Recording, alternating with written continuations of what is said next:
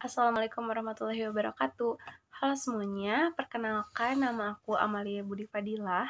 Aku adalah salah satu mahasiswa IKIP Siliwangi, Fakultas Pendidikan Bahasa, Prodi Pendidikan Bahasa dan Sastra Indonesia Angkatan 2020 dengan NIM 202100163. Oke, pada kesempatan kali ini aku akan ngebahas menganalisis salah satu cerpen Kompas karya Seno Gumira Aji Dharma dengan judul Gerobak. Siapa sih yang gak kenal dengan salah satu sastrawan Seno Gumira Aji Dharma?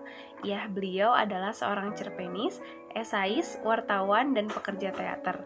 Nama samaran yang dimilikinya yaitu Mira Sato. Digunakan untuk menulis puisi sampai tahun 1981.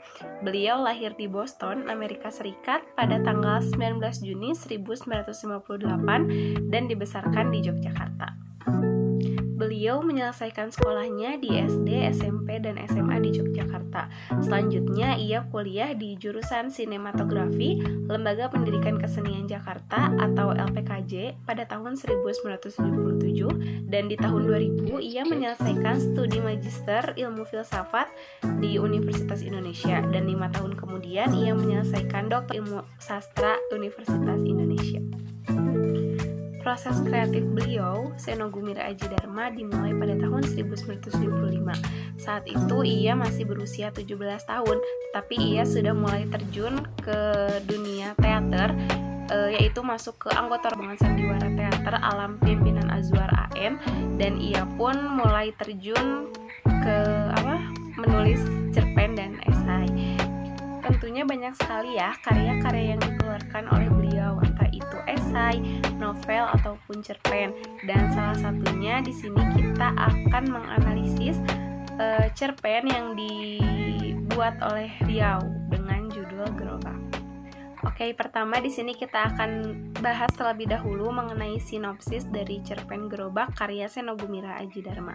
Nah, cerpen Gerobak ini bermula dari keheranan tokoh aku yang keheranan karena melihat banyak gerobak berisikan manusia. Di dalam cerpen tersebut disebutkan dengan sebuah keluarga kecil pada masa bulan puasa hingga menjelang masa lebaran. Tokoh aku dalam cerpen ini disebutkan dengan sudut pandang anak kecil yang lugu dan penuh rasa ingin tahu. Tertegun ketika sang kakek menyebutkan bahwa gerobak itu datang dari negeri kemiskinan. Tokoh aku di sini mengamati perkembangan gerobak tersebut yang pada akhirnya memenuhi kotanya. Itu disebutkan bahwa gerobak itu akan menghilang setelah masa lebaran karena mereka kembali ke negeri asalnya. Setelah selesai memulai sedekah dari orang-orang kota, namun terjadi kejanggalan. Pada masa setelah lebaran, gerobak-gerobak itu bertambah banyak dan memenuhi kota. Malah mereka menduduki rumah-rumah orang kota. Cerita berakhir ketika mereka dikisahkan tidak bisa pulang ke negeri kemiskinan karena negeri mereka telah terendam lumut. Nah, itu dia mengenai sinopsis dari cerpen Gerobak karya Seno Gumira Aji Dharma. Lalu kita masuk ke unsur intrinsiknya. Yang pertama yaitu mengenai tema. Tema dari cerpen Gerobak ini mengangkat tema mengenai kesenjangan sosial yang terjadi di masyarakat. Lalu untuk plotnya sendiri, cerpen Gerobak ini memiliki plot lurus atau progresif yang ditandai dengan kedatangan gerobak-gerobak putih lebaran sampai gerobak-gerobak tersebut tidak kunjung kembali juga pada saat lebaran tiba. Oke, pada bagian plot perkenalan yaitu ditandai dengan kedatangan gerobak-gerobak putih ke kota.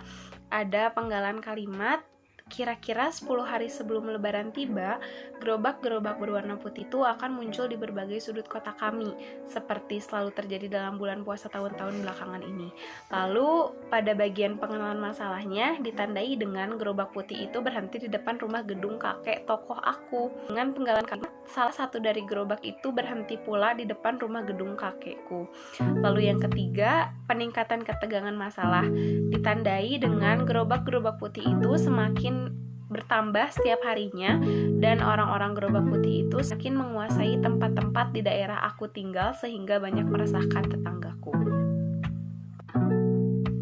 Dan pada plot klimaksnya yaitu mengetahui bahwa orang-orang gerobak tidak akan pulang.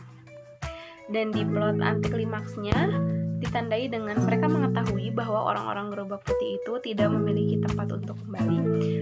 Oke, kita masuk ke bagian penokohan. Di sini yang pertama ada tokoh aku dengan watak ingin tahu, penasaran, dan juga polos.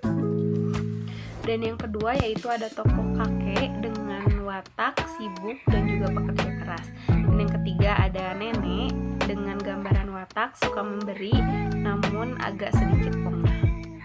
Dan yang terakhir yaitu penokohan mengenai manusia-manusia gerobak yang digambarkan dengan watak dilukiskan sebagai manusia dekil dan miskin. Oke, kita masuk ke bagian latar. Yang pertama yaitu latar tempat. Cerita ini bertempatkan di kota. Latar waktunya sendiri, cerita ini dimulai di tahun 2006 ketika memasuki bulan puasa, hari raya, dan pasca hari raya di saat lumpur lapindo mulai menjadi bencana nasional. Lalu latar sosialnya sendiri, cerita ini berkembang ketika masyarakat sedang mudik ketika lebaran tiba. Lalu ketika masyarakat yang dalam keadaan kesenjangan sosial bersaing dengan masyarakat borjuis.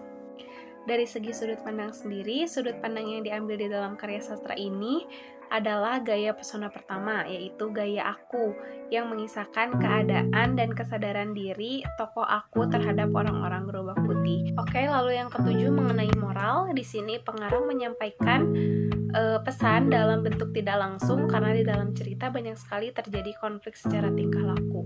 Yang pertama yaitu ketika para pendorong gerobak terus berdatangan ke pot minta sedekah makanan untuk berbuka puasa dari pembantu kakek.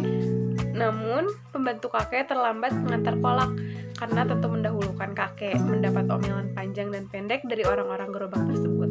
Poin di sini menyampaikan bahwa kita mensyukuri apa yang sudah diberi oleh orang lain tanpa mengeluh dengan keadaan. Nah, kita beralih ke unsur ekstrinsik. Yang pertama yaitu ada mengenai sastra dan psikologi. Secara psikologi, manusia gerobak memiliki tingkat keegoisan lebih tinggi karena memiliki rasa pembenaran terhadap segala peristiwa yang terjadi.